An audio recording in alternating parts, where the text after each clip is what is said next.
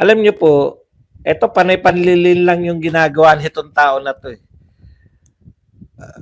Sa totoo lang, eto si Erich Tulfo hindi pumirma. Ngayon, siyempre yung mga loyalista, bakit hindi pumirma? Putya, wag nang may mga pumalag. Bakit natin iboboto yan? Hindi pala pumirma, ayaw niya pala ma-impeach si BP Sara. May nagpaliwanag po si Rapi Tulfo. Sabi ni Rapi Tulfo, I did not affix my signature to the impeachment complaint filed against Vice President Sara Duterte to ensure that my judgment remains impartial should I become a senator judge. Nasa utak niya na talaga na magiging senator siya, eh. As a top contender. Oh, tindi. Walang kayabang-yabang. No? As a top contender. Bilang nangunguna, ako, number one. Napakagaling ko, number one ako. Ako nangunguna. Hindi ako pumirma. Inuuto po kayo. Mga loyalista, galit kayo, di ba? Bakit hindi pumirma si Tulfo? Kasi, ang tunay na totoo niyan, no? National level po yan. Malakas si BP Sara sa Visayas at Mindanao. Yung mga taga Visayas ngayon, nilalantad nila yung mga congressman nila na nagpa-impeach kay BP Sara, pumirma. Delikado. Nagpapaliwanag po yung mga congressman ngayon. Lahat sila nagpapaliwanag. Alam ni Tulfo, kaya siya number one, may boto siya sa mga Marcos. Marami ring Duterte supporters ang buboto sa kanya dahil po niya, astig, eh. Diba? Astig kami, mga Tulfo kami, mga instant justice. Gusto yan ng mga Duterte. Para utuin tayo. Hindi ako pumirma. Hindi ako pumirma. Putya, nagalit yung mga loyalista. Paliwanag siya nga. Kasi mananalo na ako, eh. Mga loyalista, kayo naman ang inuuto. Hindi kami kayang utuin yan mga Tulfo, eh. Ise-zero vote namin yung mga Tulfo, eh. Inuuto naman kayo ngayon. Kasi mananalo ako, number one ako, eh. No? Kaya hindi ako pumirma. Okay, nyo na. Kung kailan nyo kailangan yung pirma niya, hindi talaga naaasahan yan. Ako, kung ako loyalista, putya, hindi ko yan. Nakarinig ba kayo ng hayag na bumanat yan sa sa mga rallying pro-impeachment? Nanggagalaiti kayo, kayong mga loyalista, nanggagalaiti kayo sa mga pagbanat sa aming mga umatin ng anti-impeachment pala. Siya ba, nakita nyo? Na binanatan yung anti-impeachment? Hindi, di ba? Kasi Iglesia ni Cristo. Yan, inuuto naman kayo ngayon. Ganun lang yun. Papauto kayo dyan sa mga Tulfo na yan. Ewan ko na lang. Iwan ko sa inyo. Dating Duterte supporter yung mga yan. Pag nanalo na yan at nanalo si BP Sara, tinitiyak ko sa inyo, supporter pa rin ni Sara Duterte yan. Wala kaming katiwa-tiwala na dyan sa mga Tulfo na yan. Okay. Ito po, pakinggan ko lang, tatranslate ko na lang sa inyo yung sinasabi. Ito ang sinabi, mukhang, sabi ni Marcos, ganito po. Tungkol po to sa ano yung in-advise niya kay Sandro Marcos. At sabi po ni BBM, no, yun po. Naintindihan nyo? Ako na magta-translate. Pirmahan na. Ayun. Mukhang magpipirmahan na. Mukhang magpipirmahan na raw. Kaya ang pinayuhan niya si Charis, si Sandro, na gawin mo yung tungkulin mo bilang congressman, no? Yung kung ano. At nagulat daw siya, hindi niya raw akalain number one pa si Sandro. Nagulat siya. Sabi niya. Alam niyo naglilinlangan naman tayo, eh, 'no? Humingi pala sa'yo ng payo, 'no? Isa sa inyo nanlilinlang sa'min. Nagulat ka? Hindi ko po talaga maintindihan yung relasyon ng baliktad ba talaga ang utak ng mga loyalista pati mga followers, no? Kasi ang linaw po eh. Kaya masama ang loob ng mga iglesia eh. Inuulit-ulit nila, nakalagay dun sa program.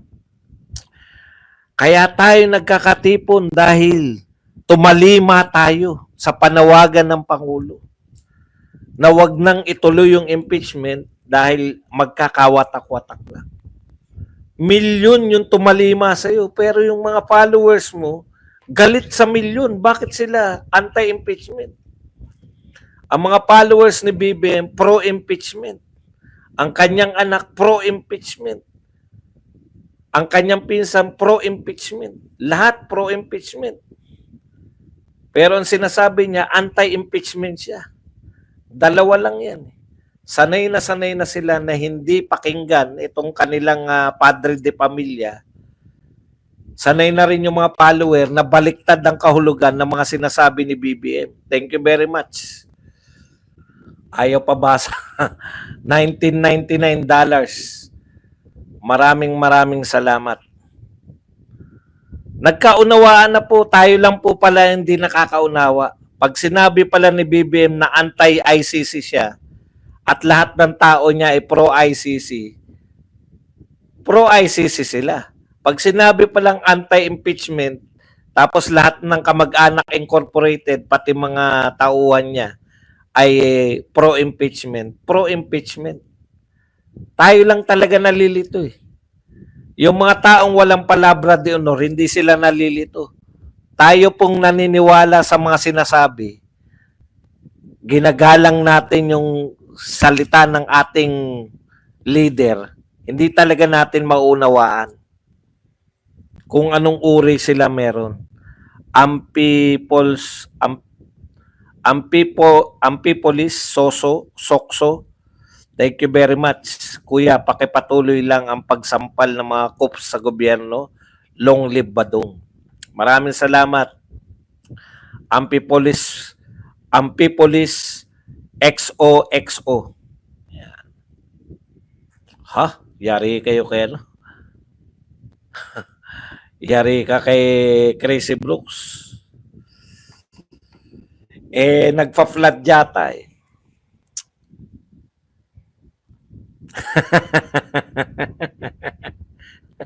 Okay lang po yan kasi may sariling buhay yung ating may pumalag.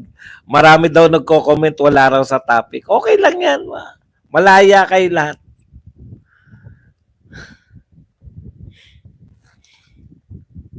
Okay. Yung hindi nyo po pagperma, hindi po kami naniniwala na ayaw nyo sa impeachment. Naniniwala po kami na gusto nyo kasing ligawan yung mga Duterte votes. Kasi national level yan eh. Yan, hindi namin problema yan, Tulfo. Mga wala kayong ano, yan yung problema ng mga taong pleaser. Piniplease yung mga Duterte, piniplease yung mga Bongbong Marcos. Ganyan si Aimee, di ba? Kita nyo ngayon si Aimee. Laglag na. Paano? Ligaw sa mga Duterte, ligaw sa mga BBM. Okay.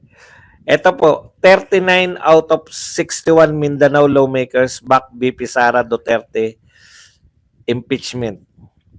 39 out of 61. Kaya po ang kantsaw nila, hala, nilaglag na. Duterte, laglag na sa Mindanao. Ayan po. Alam nyo, ito ang congressman po, nagtaka po ba kayo? Ang congressman po ba, hindi po ba hawak sa liig yan ni Martin Romualdez? Ang mga congressman po ba, ang majority, minority, di ba ang sabi nga natin, ilan na lang ang natira? Si Pulong, si Alvarez, na maka-Duterte ha. Pulong, si Alvarez. Alvarez na dating speaker. At saka si Ungab. Tatlo na lang ang natira na maka-Duterte. Lahat na maka-Martin. Dapat nga ang nakapirma dyan, sabi kanina 318 eh. Dapat nakapirma 315. Bakit 215 lang? Hindi nyo ba naisip yun? Kantsaw kayo ng kantsaw? Ibig sabihin, may 100 congressman na dating solid kay Martin, ngayon pa lang, very willing nang bumaliktad papunta kay BP Sara. Ganun po mag-interpret niyan.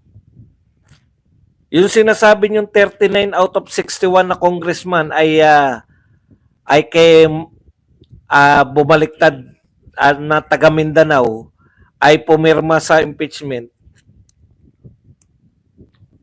Di ba lahat yan halos? Tatlong congressman lang na Mindanao ang di dapat dyan. Dapat yan, ang pumirma, 58. Bakit hindi pumirma yung iba? Bakit hindi pumirma yung 23 o 24? O yan yung question. Mayroong 24 sa Mindanao na hindi napapirma si Martin.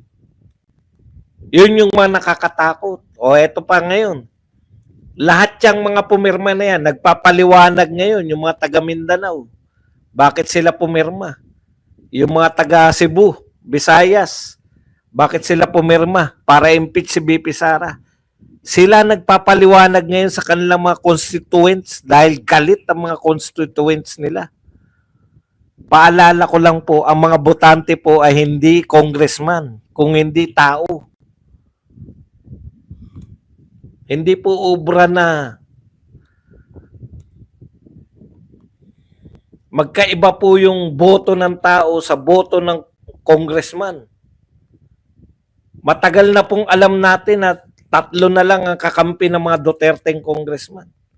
Nagtataka nga tayo, may 100 pala na hindi pumirma eh. Meron pa sinabi rito si Marcos na wala raw siyang pakialam. Ito, intervene in impeachment of BP Duterte. Wala akong pakialam dun. Di ba sinasabi niya na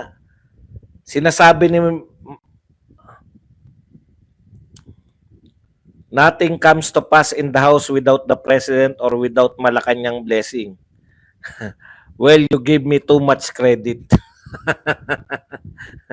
Dinidinay po. Hindi po kami nagtataka, no?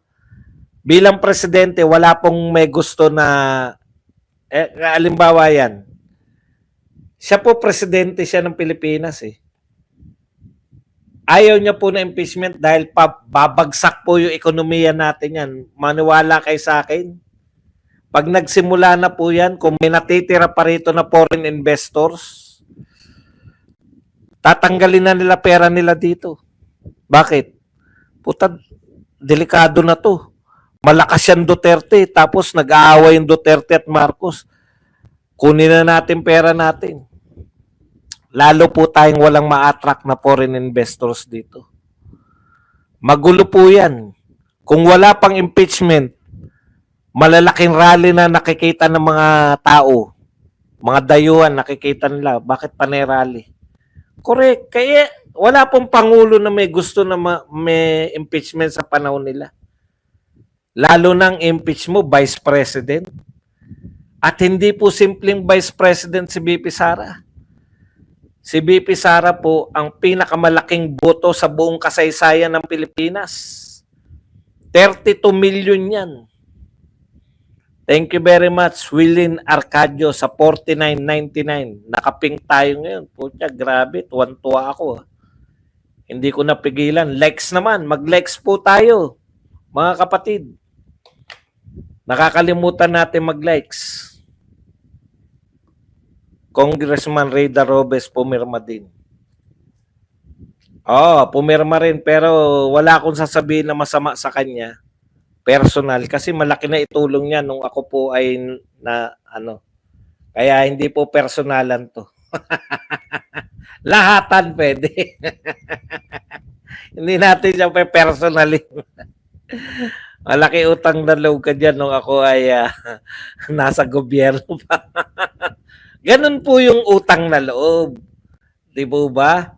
Makakantsawan nyo ko. Yan yung sinasabi ko eh. Napaka-natural po sa mga Pilipino yan. Di ba? Kakantsawan nyo ko. Boss Badong, ganyan ka pala. Dahil sa utang na loob, hindi mo babanatan yung congressman mo. Opo, maaring flaws po yun sa culture ng Pilipino, pero talagang ganun eh. Di ba? Talaga po tayo, kaya po nauunawaan ko yun. Kasi po sa totoo, hindi ka pwedeng, sa dati kong trabaho, hindi ka po pwede hindi ka manghingi ng tulong sa mga congressman at mga mayor. Both mayor yan. Dati kasi ganito eh. Magkalaban yung mayor tsaka congressman eh. Kaya ako, wala akong masamang tinapay sa pareho, kaya nakakatulong.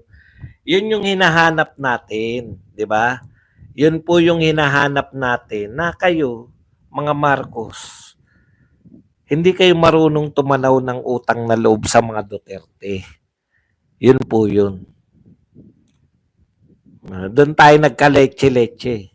Pagka panalo nyo pa lang, kailan ba yung 125, di ba? 125 million. Pagka panalo nyo pa lang, putya, kalahating taon pa lang, ng ano nyo, may tumitira na kay BP Sara dyan sa 125 ng mga tauhan nyo. Tauhan ni Martin. Pwede mo naman banatan, di ba? Lahat. Pero ba't mo babanatan eh? Ang laki na naitulong sa akin ng congressman na yan. Nung ako po ay, siyempre, meron kang maliit na pinamumunuan. Kailangan mo ng tulong nila. Yun po yun, yung utang na loob. Pwede naman mong hindi siya personalin. Ayun po, hindi raw niya alam na pumirma na po, hindi. Sinabi niya eh, bahala ka anak. Yun po pagkakaiba ni Duterte tsaka ni Marcos. Ano po ang pagkakaiba? Pag sinabi ni Duterte, meron din pong mga nananawagan na impeach si Leni Robredo. Kasi naninira siya, dumadayo pa siya sa ibang bansa para manira. Tapos may Aus Duterte talaga, di ba? Hashtag Aus Duterte. Wala nga tayong hashtag Aus Marcos eh. Aus po, ibig sabihin, magkaiba po. Meron nananawagan, BBM resign. Ibig sabihin, pinagre-resign. Iba po yung Aus. Yung Aus po, patalsikin. Sila yung kaya po pwede talaga yun eh. Aus Duterte ang panawagan nila eh. Patalsikin si Duterte. Yung mga nananawagan naman po dito, BBM resign, siya pa rin magpapasya. Eh yung patalsikin, tatanggalin ka namin sa pwesto. Yung po yung pagkakaiba doon. Sipain. Yung BBM resign, mag-resign ka na para nakikiusap lang, di ba? O kaya hindi po pwedeng makonsidera yun na ano. Anyways, balikan lang po natin ng konti. Yun nga po, yung pagkakaiba, yung pag sinabi ni Tatay Digong na wag niyong impeach yan, sumusunod sa kanya. Pag sinabi ni BBM na wala tayong mahita sa impeachment, walang pakialam sa kanya yung mga tauhan niya. Supposedly tauhan niya si Martin Romualdez at mga congressman. Yun yung pagkakaiba ng leadership.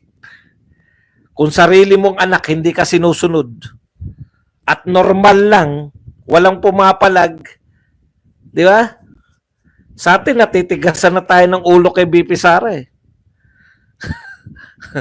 Pero wala pa siyang sinuway na utos ng tatay. Nagsusuportahan po sila eh. Ito talagang direkta, ayaw ni BBM ng impeachment, pero yung anak niya nangunguna pa. Yun nga, hindi raw niya alam na nangunguna pa. Yun talaga ang problema mo kasi. Wala na naniniwala sa'yo. Miski anak mo, parang hindi naman siguro yan yung ibig sabihin ng daddy ko. Pucha, pag sinabi ko sa anak ko na, anak, hindi rin ako susundin. At yun nga mga kababayan, anong masasabi niyo sa balitang ito? Maaring ihayag ang inyong opinyon at kuro-kuro sa comment section sa ibaba. Huwag din kalimutang mag-like, mag-subscribe at mag-share sa bidyong ito. Maraming salamat sa panonood.